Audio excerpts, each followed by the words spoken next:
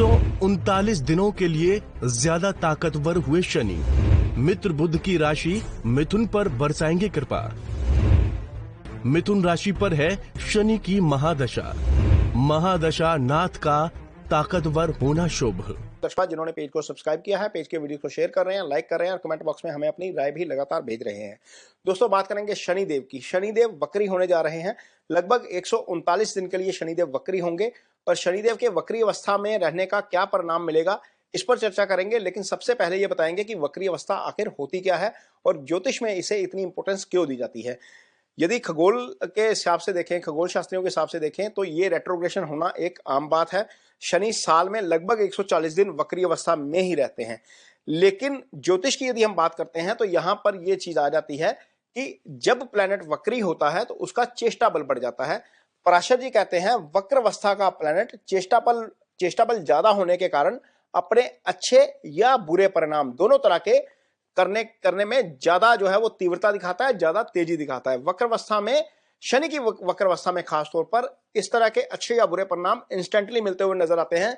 कुछ लोगों को अचानक से फायदा हो जाता है बहुत ज्यादा, कुछ लोगों को अचानक बहुत ज्यादा लॉस हो जाता है।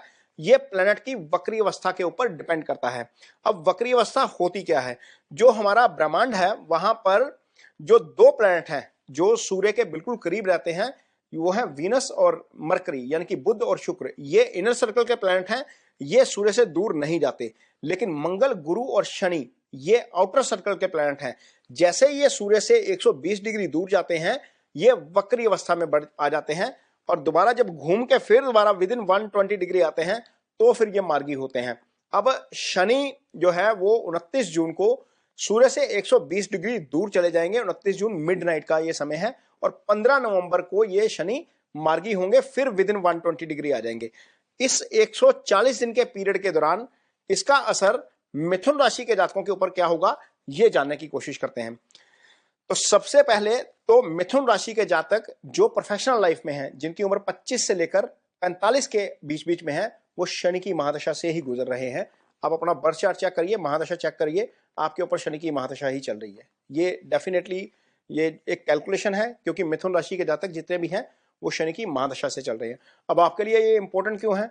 दशानाथ वक्री हो जाएगा और शनि मिथुन राशि के जातकों के लिए मित्र ग्रह की तरह काम करता है क्योंकि यहां पर शनि की मूल त्रिकोण राशि कुंभ जो है वो आपकी कुंडली में नौवें भाव में आ जाती है। नौवां भाव भाग्य का स्थान होता है, यानी कि शनि आपके लिए वैसे ही शुभ प्लैनेट है क्योंकि नौवें भाव का स्वामी कभी अशुभ नहीं होता।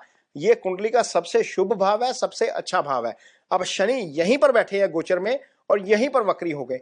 दशानाथ का नौवें भाव में बैठना और नौवें भाव में बैठकर जाकर वक्री अवस्था में हो जाना निश्चित तौर पर बहुत अच्छे फल करने जा रहा है। अब कौन से फल करेगा?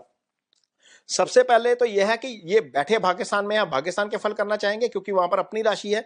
कोई नया प्रोजेक्ट करना चाहते हैं आप, निश्चित तौर पर आपको उसका फायदा मिलेगा। कोई नया काम करना चाहते हैं, फायदा मिलेगा।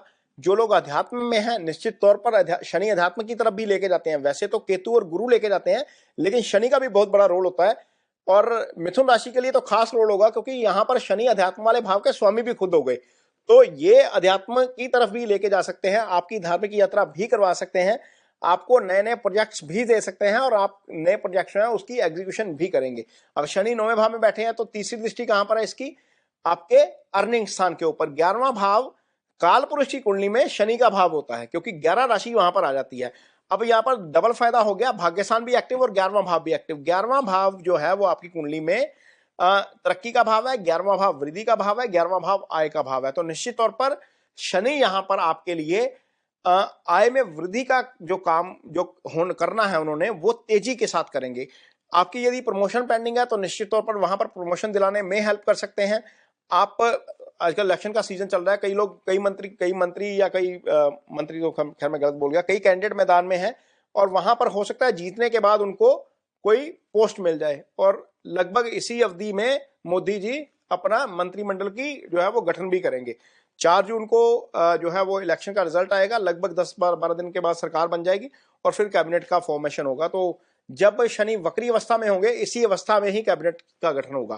खैर ये तो बड़े लोगों की बात है, मंत्रियों की बात है, ये जो कंटेस्ट कर रहे हैं उनकी बात है, लेकिन जो कंटेस्ट नहीं कर रहे, जो नॉर्मल लाइफ में है, मेरे जैसे लोग हैं, आपके जैसे लोग हैं, जो कारोबार कर रहे हैं, जो नौकरी कर रहे हैं, वहां पर एलिवेशन हो सकती है, फैमिली में एलिवेशन हो सकती है, फैमिली में कोई जो है वो वृद्धि हो सकती है, ये आपकी सामाजिक प्रतिष्ठा बढ़ सकती है। ये काम शनि यहां पर करेंगे मिथुन राशि के जातकों के लिए तीसरी दृष्टि के साथ। सामने शनि की दृष्टि पड़ रही है आपके पराक्रम स्थान के ऊपर, यानी कि कोई भी आप फैसला करेंगे पूरी डिटर्मिनेशन के साथ, पूरी हिम्मत के साथ, बिना कंफ्यूजन के करेंगे। ये स्थिति आपके लिए शनि पैदा कर देंगे जब शनि वक्र अवस्था में यहां पर आएंगे।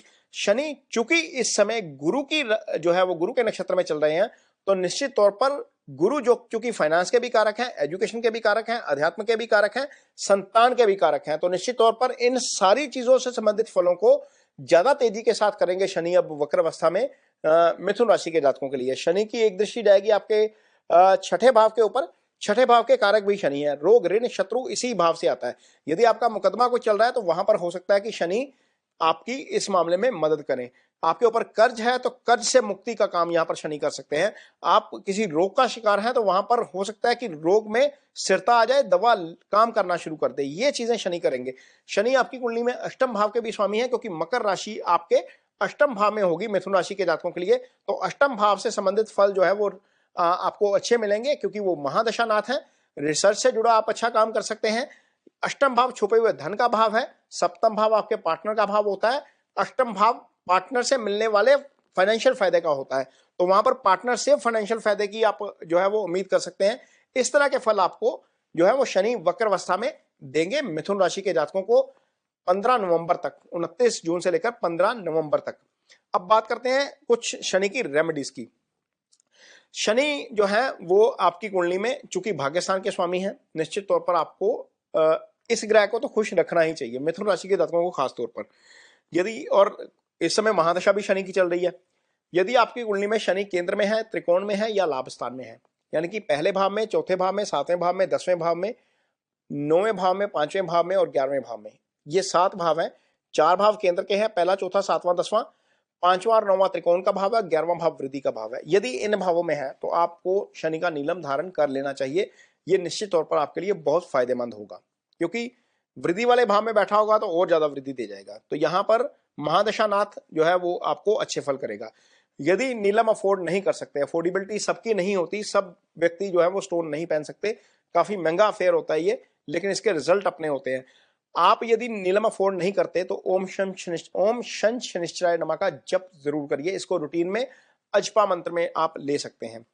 और इसके अलावा आप शनि का दान कर सकते हैं। शनिवार शाम के समय काली उड़द की दाल या लोहे का दान किया जा सकता है। ये आपको निश्चित तौर पर फायदा देगा। यदि आपकी पोजीशन ऐसी है कि आप सीनियर हैं, आपके अंडर लेबर काम करती है, तो लेबर को थोड़ा सा खुश रखिए, क्योंकि जो लोअर क्लास है सोसाइटी में, जो समाज है, वो उसको शनि रिप्रेजेंट करते हैं, लेबर क्लास को शनि रिप्रेजेंट करते हैं। तो वहां पर यदि ऐसे लोगों के साथ आप जो है वो अच्छा व्यवहार करेंगे, ये बिहेवियर से जुड़ा हुआ रेमेडी है। जो यदि अच्छा व्यवहार करेंगे, उन्हें कुछ ना कुछ गिफ्ट देते रहेंगे, कुछ सरप्राइज देते रहेंगे, निश्चित तौर पर वो भी आपको शनि की एक रेमेडी के तौर पर काम करेगा। आपको ये रेमेडीज करनी चाहिए, जरूर करनी चाहिए। 3-4 रेमेडीज मैंने आपको बताई हैं, 4 में से कोई भी आप कर सकते हैं। डिपेंड करता है कि आपकी फाइनेंशियल पोजीशन